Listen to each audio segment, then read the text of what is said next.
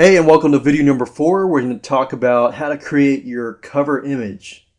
Now, as I mentioned earlier, the cover image is a big virtual real estate space. So you need to make sure that you choose the correct cover image and you do it in a way that you can really brand your company.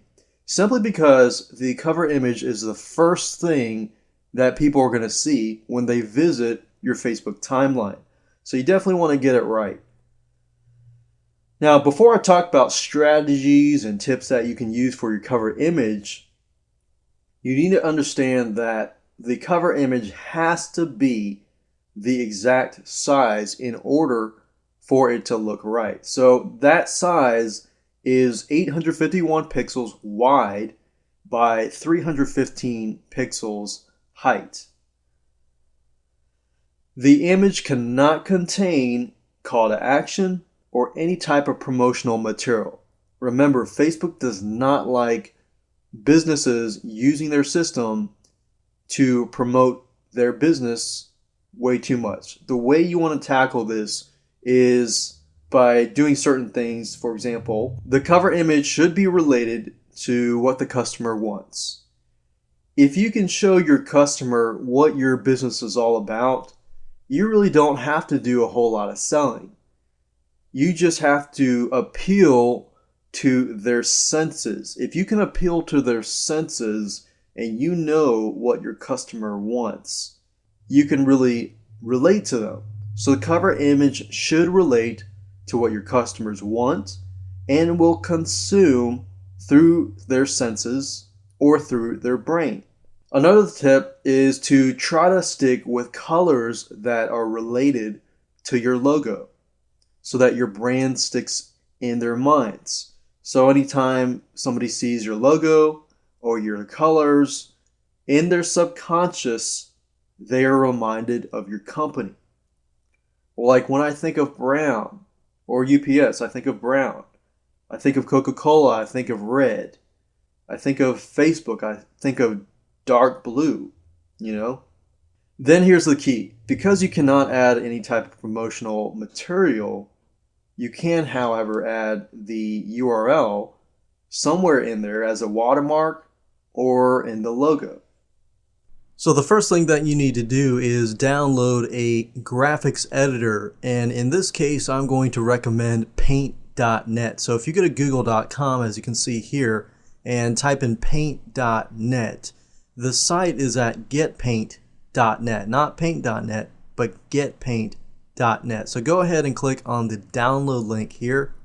Go ahead and download the software, install it, and open it up because that's the software that we're going to be using in this case. Now, if you do have a Macintosh or anything else, then you will need to download a different graphics editor.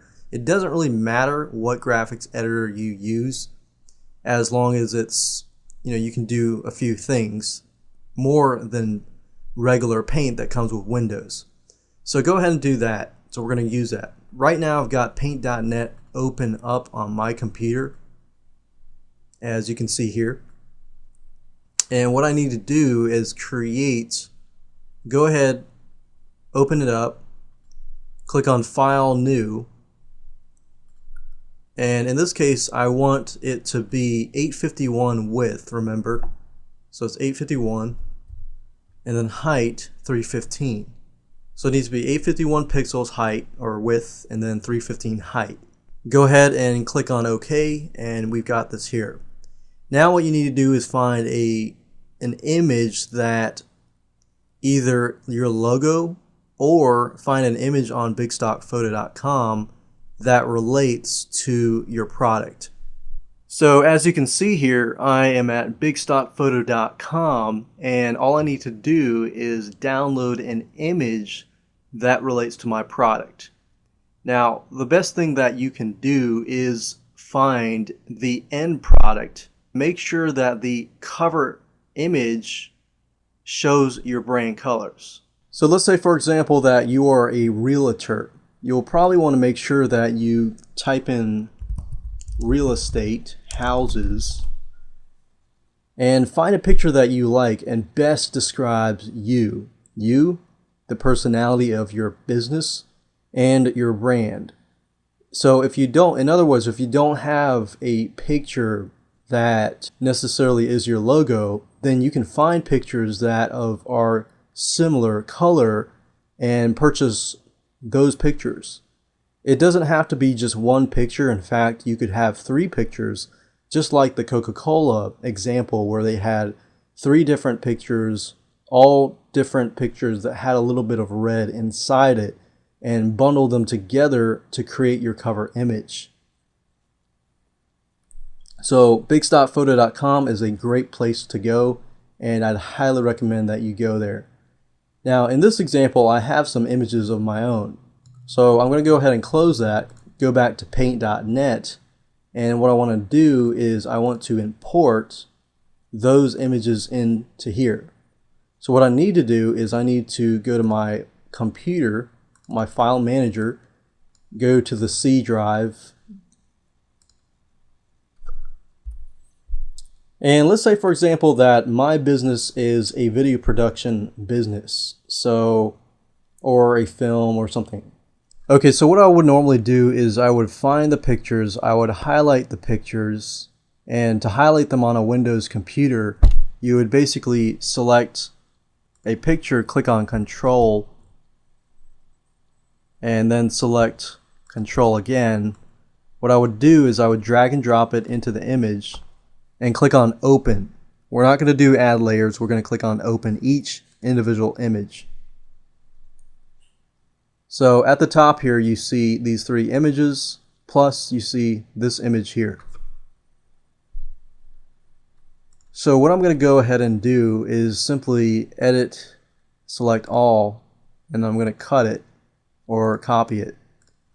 I'm going to click edit, and I'm going to move back to this empty cover image, click on edit and paste, and then I'm going to click on keep canvas size.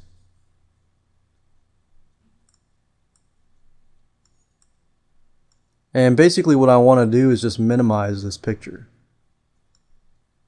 so that it becomes a part of the big picture. And you see these handlebars, these little circles and squares, they allow you to expand the picture. In fact, I could just put 2 pictures in here if I want to. So let's say, for example, that I want this picture as well. So I go back over here, click on edit, select all, edit, copy. I go back over to this cover image, click on edit, paste, into new layer, keep canvas size, and just minimize it. Keep minimizing it, and there we go. We can also put this guy here, click on edit, select all, edit, copy, go back to cover image, click on edit, paste, click on keep canvas size, and minimize this. Keep minimizing it. Okay, so before we continue, I'm going to click on this tool and click on here. Click on text tool, and let's say we're going to put the URL here.